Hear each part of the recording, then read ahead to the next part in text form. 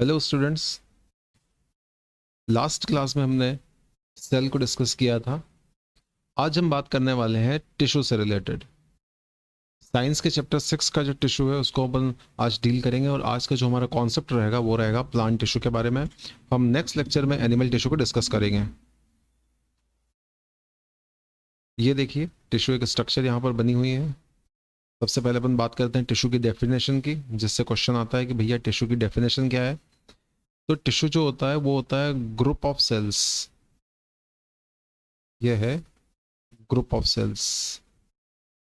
Group of cells में जो tissue है उसका ओरिजिन की अगर अपन बात करें तो सारी सेल्स का ओरिजिन सेम होता है। सारी सेल्स का जो फंक्शन होता है वो भी सेम होता है। लेकिन अगर अपन बात करें सारी सेल्स के स्ट्रक्चर्स के बारे में, तो सारी सेल का स्ट्रक्चर ये सेम हो सकता है या ये डिफरेंट हो सकता है। तो ये एक बात अपने को लेके चलनी है। ये डेफिनेशन है, इसको आप दिमाग में रख लीजिए। ओरिजिन सेम है, फंक्शन सेम है, जबकि स्ट्रक्चर इसका सेम भी हो सकता है और डिफरेंट भी हो सकता है। फिर अपन बात करते हैं टिश्यू से रिलेटेड और क्या क्या हो सकता है इसमें। तो सबसे पहला जो पॉइंट दिया हुआ है वो ये दिया हुआ है, tissues are a group of cells that combine together to perform a particular function. Tissue जो होता है वो ग्रुप ऑफ सेल्स है जो कि साथ में आता है, कंबाइन टुगेदर, और परफॉर्म करता है एक particular function. In simple terms tissue can be defined as a group of cells. हम सिंपल टर्म्स में कहते हैं कि टिश्यू जो है वो क्या है, ग्रुप ऑफ सेल्स है जिसमें सिमिलर शेप होता है, सिमिलर फंक्शन होता है, जिसको हम टिश्यू कहते हैं। They form a cellular organisational level. Organism के जब हम बॉडी की बात करते हैं तो उसका एक ऑर्गेनाइजेशन होता है कि कोई भी एनिमल हो या प्लांट हो वो किस ऑर्गेनाइजेशन पर है। क्या वो सेल के ऑर्गेनाइजेशन पे है, क्या वो टिश्यू के ऑर्गेनाइजेशन पे है। हो सकता है टिश्यू जो है वो एग्रीगेट हो जाए और सेल से, जैसे अपन बात करते हैं टिश्यू बनता है, टिश्यू से क्या बनता है, टिश्यू से ऑर्गन बनता है। तो जो ऑर्गेनिज्म की बॉडी है वो सेलुलर लेवल पर, टिश्यू लेवल पर, ऑर्गन लेवल पर या ऑर्गन सिस्टम लेवल पर हो सकती है। तो टिश्यू क्या करता है, एक सेलुलर ऑर्गेनाइजेशन लेवल को क्रिएट करता है, intermediate between the cells and organ system. और ये कहाँ पर मिलता है, ये सेल के और ऑर्गन सिस्टम के बीच में मिलता है। या अगर अपन और इजी से समझे तो इसको ये सेल के और ऑर्गन के बीच में मिलता है। Organs are then created by combining the functional group of tissue. और अगर अपन ने बहुत सारे टिश्यूज के ग्रुप को इकट्ठा कर दिया, जैसे यहाँ पर टिश्यू 1 है, यहाँ पर टिश्यू 2 हो जाएगा, यहाँ पर टिश्यू 3 हो जाएगा, तो ये सारे लोग मिलकर क्या बनाएंगे, एक स्पेसिफिक ऑर्गन बना देंगे। The study of tissue is known as histology. अब ये टर्म अपने को दिमाग में रखनी है कि टिश्यू की जो स्टडी उसको अपन क्या बोलते हैं, हिस्टोलॉजी कहते हैं। And study of disease related to tissue is known as histopathology. और टिश्यू से संबंधित अगर कोई डिसीज हो जाती है तो उसकी स्टडी को हम कहते हैं हिस्टोपैथोलॉजी। अब हम स्टार्ट करते हैं हमारा प्लांट टिश्यू। प्लांट टिश्यू की जैसी स्टोरी स्टार्ट होती है कि ये भी कुछ अलग अलग पार्ट्स का बना होगा, जिसमें सिंपल परमानेंट, कॉम्प्लेक्स परमानेंट और मेरिस्टम टिश्यू होगा, जिसको अपन ने डिवीजन के बेसिस पर अलग अलग करा है। क्या क्या होता है वो अपन देख लेते हैं। The classification of plant tissue are mainly based on two important criteria. पहला क्राइटेरिया क्या है, based on the different part of plants. और दूसरा क्राइटेरिया है based on the different type of cells. तो दो तरह की बातें अपन यहाँ पे करते हैं, based on the different part of plant, plant के पार्ट के आधार पर, और प्लांट में जो सेल्स प्रेजेंट है उसके बेसिस पर ये जो टिश्यू है इसका अपन ने क्लासिफिकेशन किया है।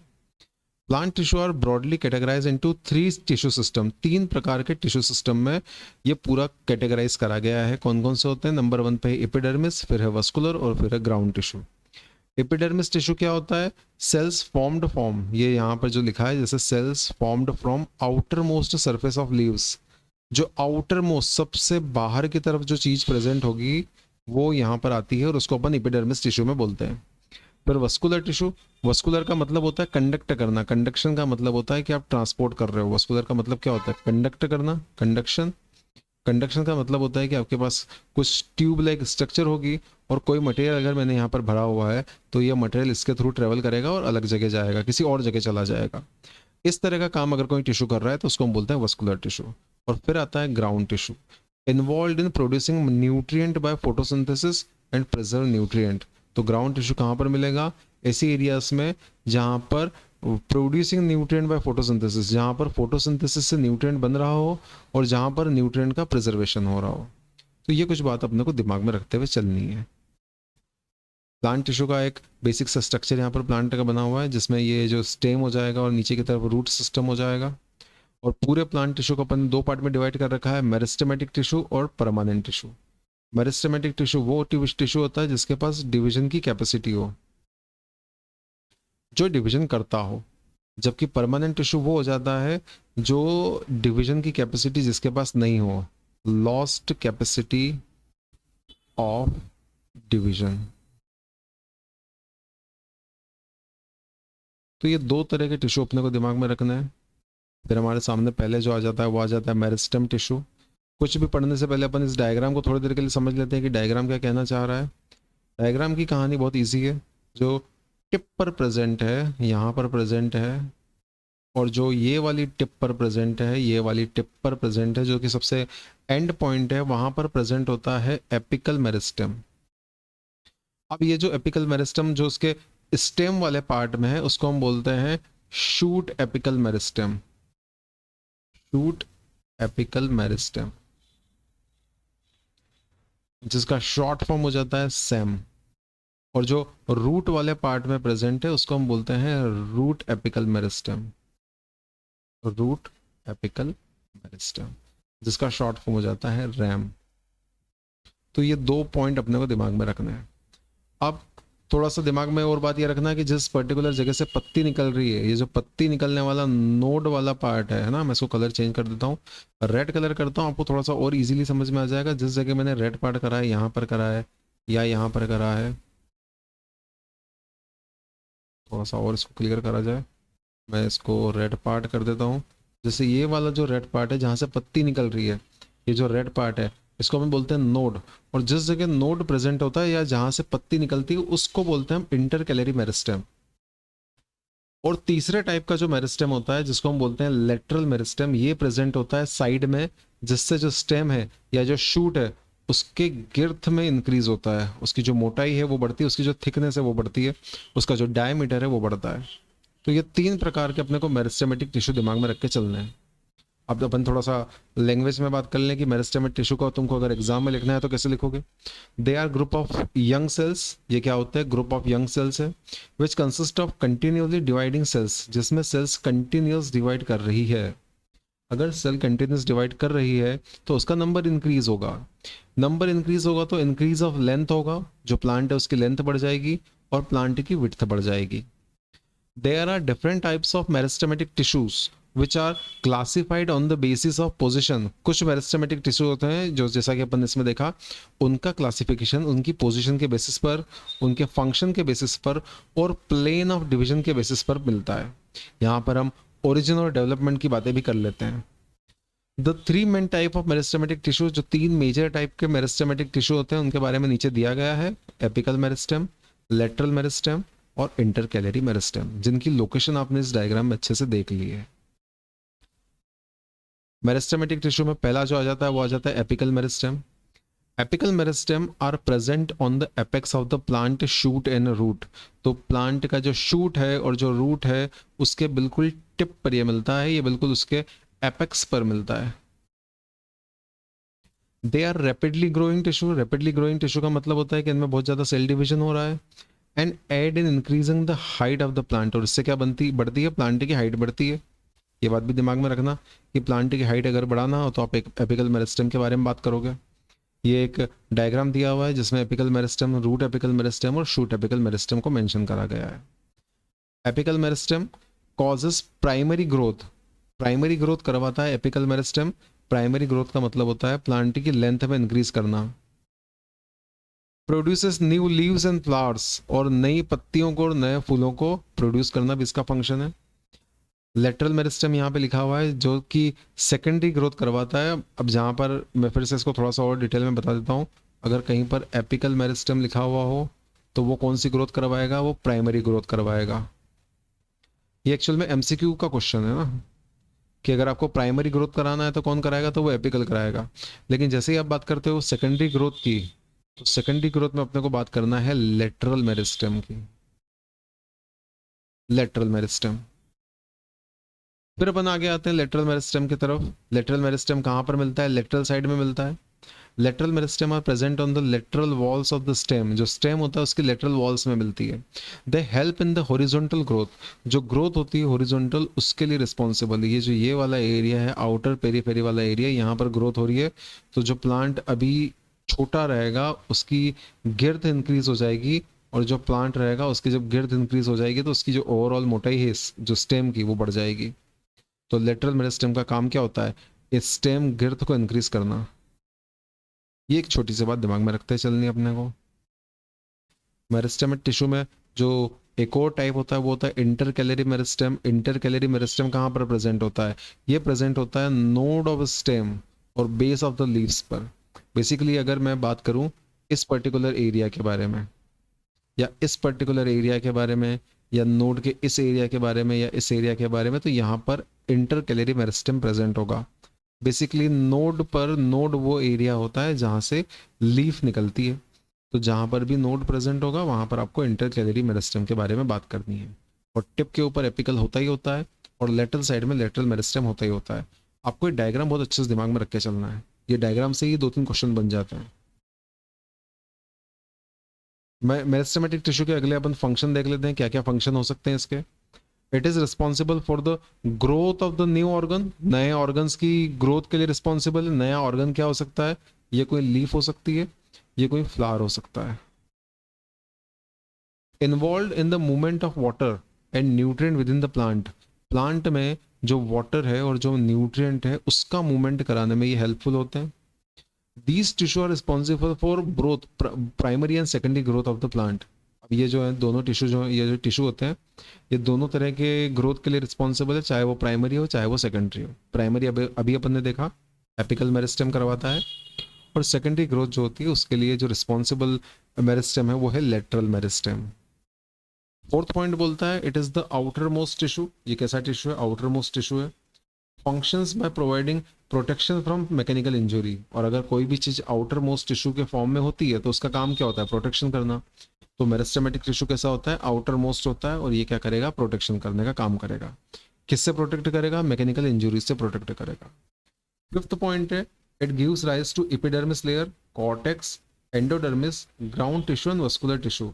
तो अलग अलग टाइप के जितने भी टिश्यू प्रेजेंट हैं उन सभी का जो कॉमन ओरिजिन है वो मेरिस्टेमेटिक टिश्यू ही है, मेरिस्टेम। तो ये एक छोटी सी बात दिमाग में रखनी है कि मेरिस्टेम टिश्यू जो है वो डिवाइड हो रहा है। ये क्या हो रहा है? डिवाइड हो रहा है। लेकिन जैसे ही ये डिवाइड होना बंद कर देगा ये कोई ना कोई परमानेंट टिश्यू के फॉर्म में बन जाएगा। अगली बात अपन करेंगे परमानेंट टिश्यू से related. A group of cells which are similar in origin, structure and function. यहाँ पे जो डेफिनेशन दी हुई है ये बुकिश डेफिनेशन है, आपको वही डेफिनेशन फॉलो करनी है जो सबसे फर्स्ट पेज पर मैंने बताई थी कि ओरिजिन सेम होगा, फंक्शन सेम होगा, स्ट्रक्चर अलग हो भी सकता है। They are involve in complete growth and differentiation during the infective of meristematic activity. ये किस में इन्वॉल्व होते हैं? कंप्लीट ग्रोथ में और डिफरेंशिएशन में इन्वॉल्व होते हैं। They are 3 types of permanent tissue. तो भैया हमारे पास कितने टाइप के परमानेंट टिश्यू हैं? 3 टाइप के हैं। जो सबसे पहला सिंपल परमानेंट है, दूसरा कॉम्प्लेक्स परमानेंट है, और तीसरा स्पेशल या सिक्रेटरी टिश्यू होता है। इसके बारे में एनसीईआरटी में बहुत ज़्यादा मेंशन नहीं है। अपन जो 2 मेजर टाइप लेके चलेंगे वो ये 2 मेजर लेके चलेंगे। सिंपल परमानेंट टिश्यू के बारे में अपन देख लेते हैं थोड़ा सा, क्या डेफिनेशन है। These are tissues that are made up of only one type of cells. They usually have a structural role. Simple permanent में एक ही टाइप की सेल प्रेजेंट होगी और इनका स्ट्रक्चरल रोल होगा। हमारे पास 3 टाइप के सिंपल परमानेंट टिश्यू होते हैं। पेरेन्काइमा एक होता है, कोलेनकाइमा एक चीज़ होती है, और स्क्लेरेन्काइमा एक चीज़ होती है। जैसे स्क्लेरेन्काइमा टर्म आपके सामने आए, आपको एक बात याद रखनी है कि इसमें डेड पार्ट होगा, और डेड पार्ट होने के साथ साथ इसमें अपने को क्या बात करनी है कि ये जो रहेगा ये सपोर्ट प्रोवाइड करेगा, मैकेनिकल सपोर्ट प्रोवाइड करेगा। पेरेन्काइमा जो रहेगा ये स्टोर करने का काम करेगा, और जैसे ही आप कोलेनकाइमा की तरफ जाओगे आपको बात करनी है कि प्लांट का जहाँ पर भी बेंडिंग होगी या बेंडिंग मूवमेंट होगा वहाँ पर ये काम करेगा। तो ये एक छोटी सी चीज अपने को दिमाग में रखते हुए चलनी है। अब अपन देख लेते हैं तीनों के बारे में क्या क्या कहना पड़ रहा है तीनों का। तो पेरेन्काइमा भैया, parenchyma tissue are made up of loosely packed cells, है ना। ये डेफिनेशन एग्जाम में आती है कि पेरेन्काइमा के जो शॉर्ट नोट है वो लिखो, या कोलेनकाइमा का शॉर्ट नोट लिखो, या स्क्लेरेनकाइमा का शॉर्ट नोट लिखो। तो एक थोड़ी सी जो बेसिक डिटेल है वो आपको सबकी लेते हुए चलनी है। तो पहला पॉइंट तो अपन यही बना लेंगे कि लूजली पैक्ड सेल है, आपस में बहुत ज़्यादा गैप है, थिन वॉल सेल है और लार्ज इंटरसेलुलर स्पेसेस है। दे आर लाइव सेल्स, ये कैसी होती है, लिविंग सेल होती है, और इसका काम क्या होता है, सपोर्ट और स्टोरेज करना। अब ये दो टाइप की होती है, क्लोरेनकाइमा और एरेनकाइमा। क्लोरेनकाइमा जो रहेगी उसमें क्लोरोफिल भरा हुआ है, और एरेनकाइमा में एयर भरी हुई है। जब आप कोलेनकाइमा की बात करते हो तो collenchyma tissue are made up of live cells which have irregularly thicken corner. इसके जो कॉर्नर होंगे वो थिक होंगे। कुछ भी अपने को याद रखे ना रखे, ये जो पॉइंट है थिक कॉर्नर, ये याद रखना है कोलेनकाइमा के लिए। ये आपका एक एमसीक्यू सॉल्व करवा देगा कि कोलेनकाइमा में थिक कॉर्नर प्रेजेंट होते हैं। हैव डिक्रीज्ड इंटरसेलुलर स्पेसेस, इसमें इंटरसेलुलर स्पेसेस और कम हो जाते हैं। The help in bending of various part of plant without breaking. जो स्टेम के ऊपर लीफ का मूवमेंट होता है, जब यहाँ पर विंड फ्लो होती है तो ये जो लीफ है ये टूटती नहीं। फिर अपन बात करते हैं स्क्लेरेनकाइमा की। Sclerenchyma tissue makeup the hard and stiff part of plant. जो प्लांट का हार्ड पार्ट है और जो स्टिफ पार्ट है उसका फॉर्मेशन करता है। They are made up of dead, long and narrow cells. तीन तरह की बातें अपन करेंगे यहाँ पे, डेड, लॉन्ग और नैरो सेल्स।